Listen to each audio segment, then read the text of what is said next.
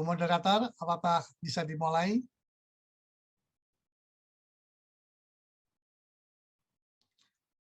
Halo, baik. Kalau sudah bisa dimulai, saya mulai ya. Assalamualaikum warahmatullahi wabarakatuh.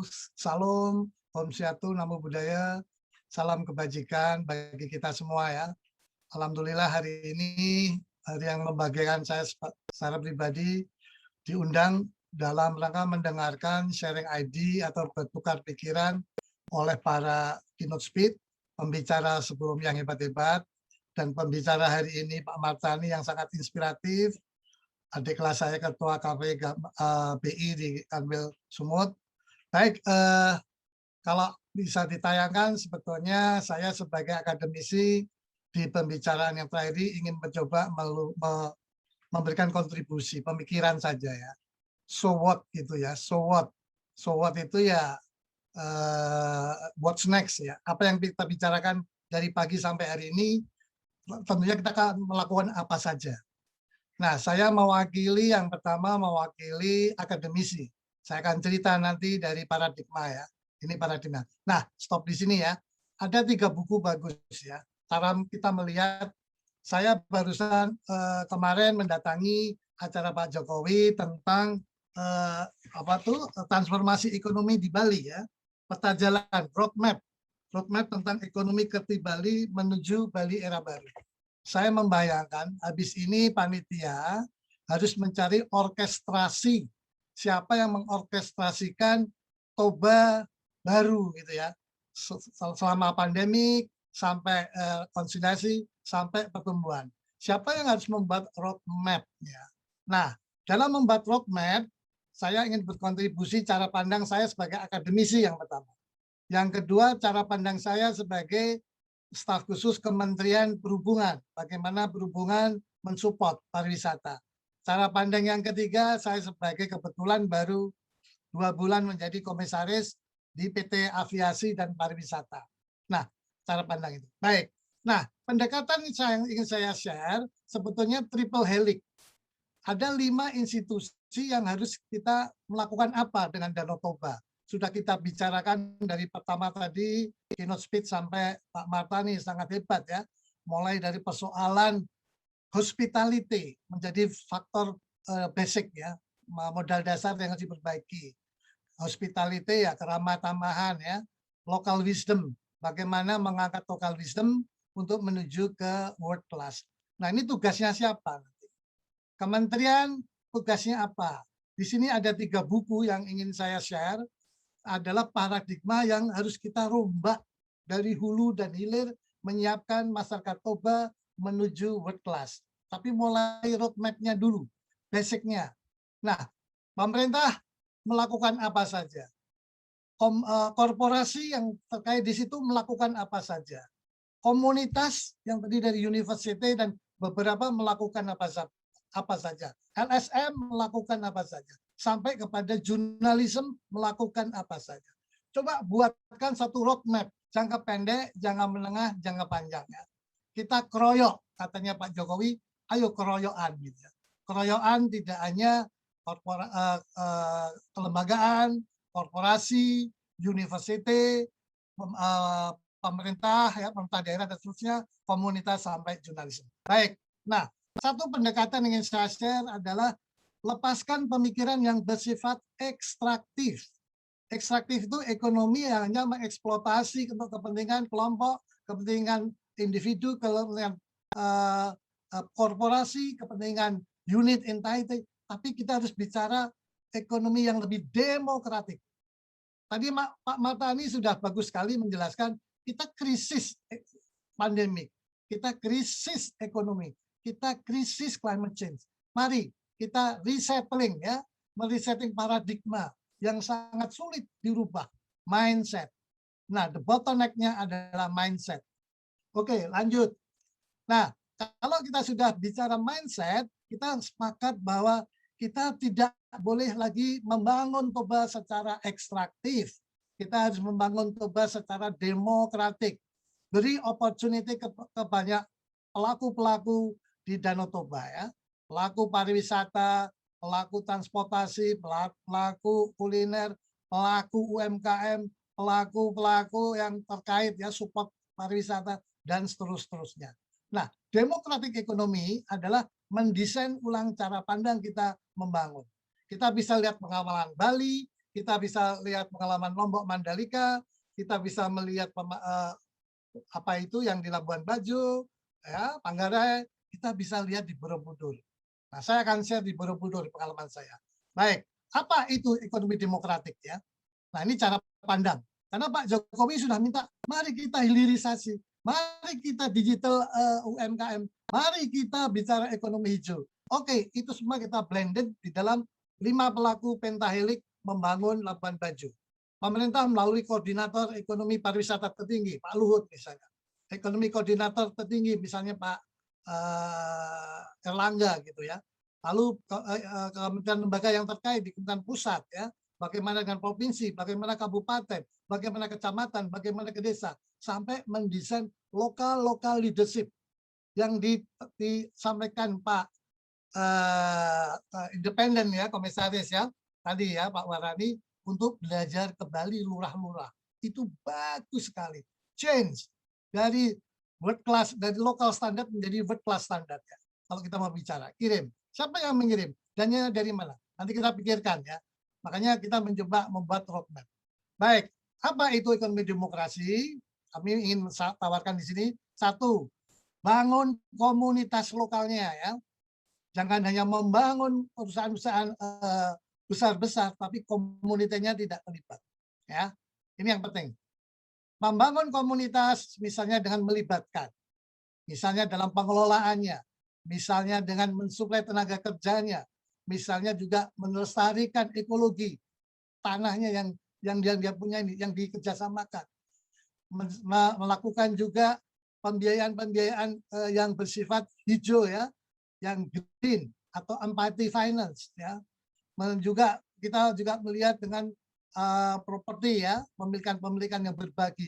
Nah, 7 platform di ekonomi demokrasi harus kita lakukan. Lanjut.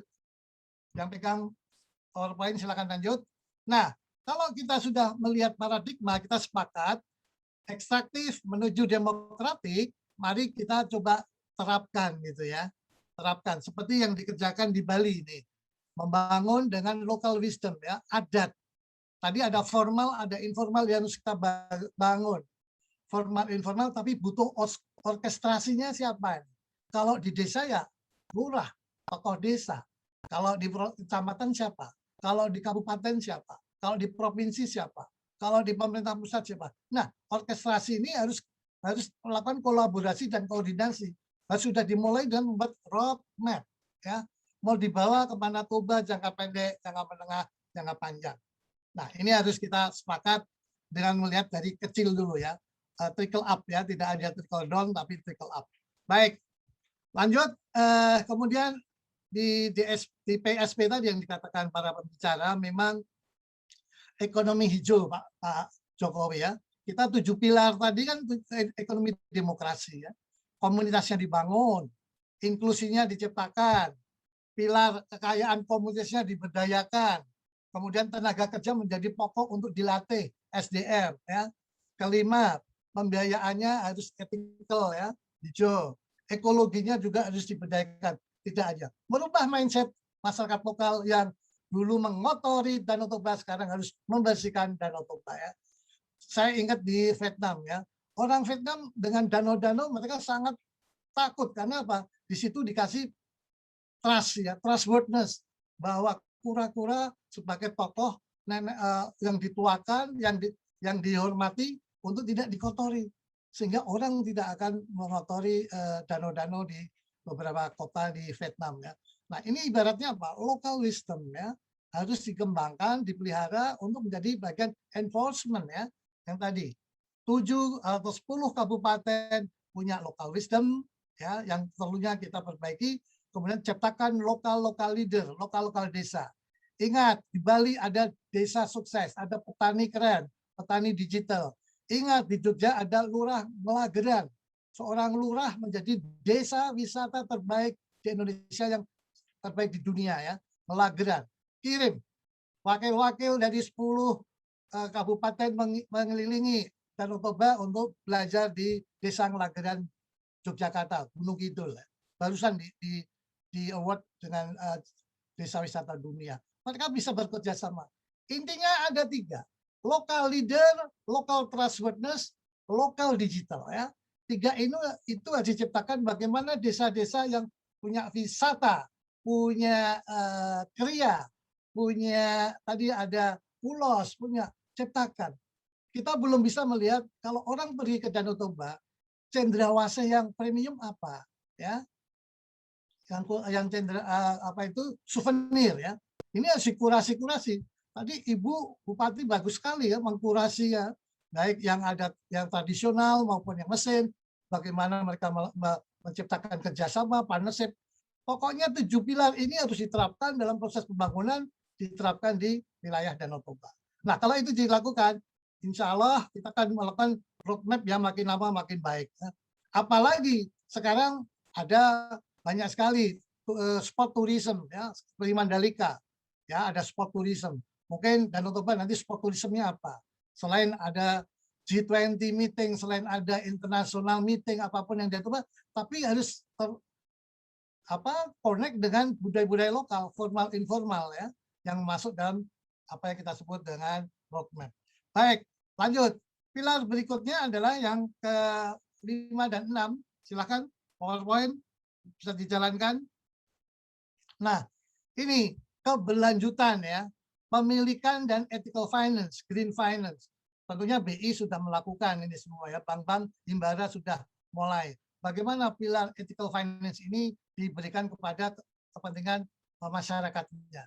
Saya teringat pakar heritage economic ya, Donovan, bangun pilar-pilar komunitas turismenya itu kalau sudah dibangun, turis itu sebagai bonus datang ya. Kalau kita kembali membangun fisiknya dan untuk prestasi fisik, tapi kalau empowerment budaya-budaya desa-desa wisata itu tidak terbangun dengan baik, ya nanti hanya tadi 1 hari 2 hari udah pulang. Ya. Nah, seperti Borobudur. Di Borobudur dibangun balkon des mewakili desa sebagai apa itu instalasi ekonomi desa gitu ya. Tapi harus terus dilakukan, tidak hanya dibantu BUMN, tapi bagaimana proses-proses financing ya, crowdfunding dan harus kita kembangkan. Nah, inilah 7 pilar ini saya berikan kepada Bapak Ibu untuk di-share bagaimana dimasukkan dalam satu roadmap melalui paradigma yang disampaikan oleh pembicara-pembicara sebelumnya ya. Pak Martani bagus sekali, terima kasih Pak Martani ya. Tadi sudah menciptakan ethical financing ya, membuat tanaman-tanaman lagi. Tadi apa gula aren ya, aren tadi ya, aren itu bisa didiversifikasi. Pak Jokowi pikirnya hilirisasi. Cara melihat Danau Toba harus 1 + 1 sama dengan 7, bukan 2 lagi. 7 itu meng-create value creation. Punya apa saja di Danau Toba? Desa wisatanya di 10 kabupaten tadi ya, mengikali ya. Mereka punya uniqueness harus kita bangun. Nah, ini satu approach yang di dalam perguruan tinggi, dalam teori yang kita coba pelajari yang namanya ekosistem pariwisata melalui pendekatan rule of the game ya, ekonomi kelembagaan. 1, merubah mindset, the bottlenecking. 2, mengatur aturan main secara formal antara tadi orkestrasi ya, kementerian dan lembaga. Apakah nanti rule of the game-nya ada badan pengelola Danau Toba atau badan plus itu ya, atau apapun yang anggotanya harus tadi governance, community, university gitu ya, korporasi, kemudian ada media sosial, jurnalisme, semua harus terkait untuk mengkritisi. Intinya keroyokan demi kebaikan Danau Toba. Nah, bottleneck yang ketiga adalah tata kelola ya, bisnis proses. Tadi saya sepakat, pariwisata dengan UMKM harus terkait ya, hulu hilir ya. Cara melihatnya paradigmanya sudah berubah. Tapi digitalisasi, bagaimana membantu. Sumatera Utara punya sekolah universitas yang banyak. Perhubungan kami juga punya sekolah yang banyak. Bagaimana mereka menyiapkan para penyuluh-penyuluh UMKM melalui digitalisasi. Kasihan kalau UMKM belajar digital sendiri ya. Tentu harus ada penyuluh, mediasi ya. Biarkan mereka yang membuat aplikasi ulos, baik global demand maupun supply domestik. Bagaimana masukkan dalam datanya, masukkan dalam informasi, sehingga bisa kita lakukan dengan baik sekali ya melalui KRIS tadi. Nah, yang paling level yang keempat yang paling sulit berubah kalau perubahan ini tidak menghasilkan insentif bagi seluruh pelaku ekonomi. Semua akan melakukan mindset sendiri. Semua akan bicara silo-silo, ya, comfort zone. Nah, ini yang sulit. Baik, nah inilah salah satu percepatan digitalisasi. Jadi hilirisasi tadi suatu paradigma yang baru, kemudian bisnis prosesnya dengan UMKM suatu digitalisasi yang baru, kemudian kita sepakat bahwa ulos dari itu harus menjadi premium ya. Setiap warga misalnya yang terjadi di Kabupaten Kulon Progo, Pak Hasto yang pertama kali membuat toko Mira ya, toko produk-produk lokal dimasukkan di toko-toko multinasional ya yang ada di wilayah itu harus kerjasama. Kemudian setiap beberapa hari harus menggunakan produk batik lokal ya, produk lokal. Air bersih aja diproduksi lokal. Sehingga APBD-nya muter aja, multiplier efeknya, spend off budgetnya terus muter, menciptakan, memberikan. Nah itu yang terjadi. Silahkan datang ke Kulon Progo, melihat pola-pola bagaimana penyerapan APBDN mendorong pertumbuhan ekonomi daerah ya. Sehingga UMKM-nya tetap berjalan, konsumsi lokalnya juga meningkat, produksinya meningkat, sehingga terjadi. Nah, satu lagi yang terakhir dari Pak Jokowi, hilirisasi, digitalisasi yang terakhir adalah ekonomi hijau. Lanjut, ekonomi hijau saya menawarkan produk-produk yang kita sebut dengan circular economy ya. Ini yang terakhir ya. Nah, circular economy ini yang diminta Pak Jokowi bahwa output harus menjadi proses input lagi. Jadi bergulir terus. Tidak ada lagi pembuangan konsumsi plastik dibuang ke Danau Toba ya. Harus diolah lagi sebelum dibuang ya. Diproduksi lagi untuk menghasilkan nilai-nilai tambah yang lain ya. Nah, ini yang dikembangkan. Makanya saya melihat pembangunan Bali Kerti itu dibiayai oleh pemerintah Denmark karena terkait dengan yang namanya circular economy.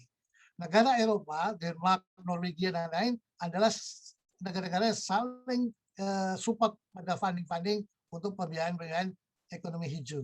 Nah, ini peluang bagi Toba. Ini peluang bagi orkestrasi level pusat, level provinsi, level kabupaten, level lokal, level korporasi, ataupun level-level university dan lain harus bisa melihat satu peluang ini ya. Tadi Pak Kemal mengatakan coba dibuat satu case, buat roadmap-nya. Kita nanti tim ini harus bisa menghasilkan suatu output bagaimana paradigma hilirisasi tourism terkait UMKM, kemudian digital UMKM-nya, kemudian ekonomi hijaunya. Bagaimana tadi inputnya ulos ya, didarikan dari alam, dari tumbuh-tumbuhan, vegetasi yang terkait kembali kepada nilai-nilai tambah. Sehingga input, proses output tidak lagi take, make, and dispute, dibuang, tapi take, make, diolah lagi menjadi nilai-nilai tambah yang lain. Termasuk hilirisasi produk yang dikatakan Pak Martani mengenai gula aren. Baik, lanjut. Nah, kalau kita sudah sepakat dengan hilirisasi, digital UMKM, ekonomi hijau melalui circular economy, lalu yang terakhir adalah kita membuat satu roadmap bersama. Nah, ini yang kesimpulan saya ke Pak Kemal, kita kan bisa membuat semacam notulen dari hasil pertemuan hari ini, apa yang disampaikan mulai dari Ibu Pati yang tadi mewakili kantor di Tapanuli Utara ya, itu baik sekali mengenai bagaimana mengkurasi ya proses hilirisasi, proses digitalisasi, proses ekonomi hijau satu produk premium ulos itu bisa jadi case gitu ya. Nah kalau itu case-nya berhasil menciptakan lokal leader yang ada di desa-desa, lurah-lurah yang ada yang akan menjadi tokoh yang punya trustworthiness, yang pandai digitalisasi untuk dibantu oleh para mahasiswa tadi, itu akan mengangkat produk-produk ulas level lokal menjadi level dunia ya. Kurasi bisa. Nah, terakhir saya sebagai Kementerian Perhubungan mensupport di dalam kegiatan pariwisata Danau Toba ini, kita kerjasama membangun satu pelabuhan Ajibata sama pelabuhan Ambarita ya. Nah, tanpa konektivitas, tanpa perjalanan di sini pariwisata ini ya tidak akan lengkap gitu ya. Nah, Kementerian Perhubungan melalui Direktorat Jenderal Darat angkutan sungai dan danau yang menciptakan banyak pelabuhan-pelabuhan, nanti bekerja sama membangun sekolah-sekolah yang ada di jalan darat dan membangun UMKM yang terkait di situ ya. Nah, UMKM bisa dimasukkan di setiap terminal-terminal atau di Bandara Silangit atau Kuala Namu nanti ya. Atau Sumatera Utara harus bisa mempresentasikan satu UMKM lokal gitu ya sebagai pasar ataupun sebagai pendidikan ya. Mengkurasi produk-produk lokal ya. Nah, ini kelihatannya selain atau apa tuh tadi cenderamata ya, souvenir, itu kan ada lagi pertanian, industri pertanian banyak sekali di pendukung di lingkaran sekitar Danau Toba. Nah, itu harus direalisasi produk-produk turunan lainnya ya. Sehingga ada hilirisasi, ada apa di UMKM digitalisasi maupun di dalam ekonomi hijau yang berkelanjutan. Baik, lanjut. Nah, selain itu maskapai kita punya perhubungan membuka Kuala Tanjung. Nanti kerjasama dengan BUMN sebagai port itu ya, sebagai untuk mendukung pertumbuhan pelabuhan di sekitar Selat Malaka. Nah, itu nanti akan efek eksternalitas multiplier efek regional antara provinsi maupun di dalam provinsi Sumatera Utara antara kabupaten kota akan terjalin konektivitinya ya, konektivitasnya sehingga kalau konektivitasnya terjalin barang, orang ya, logistik itu akan menjadi berkembang sehingga apa produktivitas mendukung satu produk-produk hilirisasi tadi bisa menjadi lebih efektif dan efisien. Nah, kemudian terakhir saya selama ini baru 2 bulan dapat amanah menjadi komisaris di aviasi dan tourism. Memang melihat tourism itu tidak hanya sepenggal-penggal ya. Kita tidak boleh bicara secara teknokratik, tapi lebih eklektif, komprehensif ya. Siapa maskapainya ya, maskapai pesawat itu harus ada yang ngurusi. Kita punya Garuda, kita punya Citylink. Siapa terminalnya yang menyiapkan datanya? Di situ ada Angkasa Pura I, Angkasa Pura II. Siapa hotelnya? Kita ada Hotel Nature Group gitu ya. Siapa pengelola developnya? Ada ITDC-nya ya.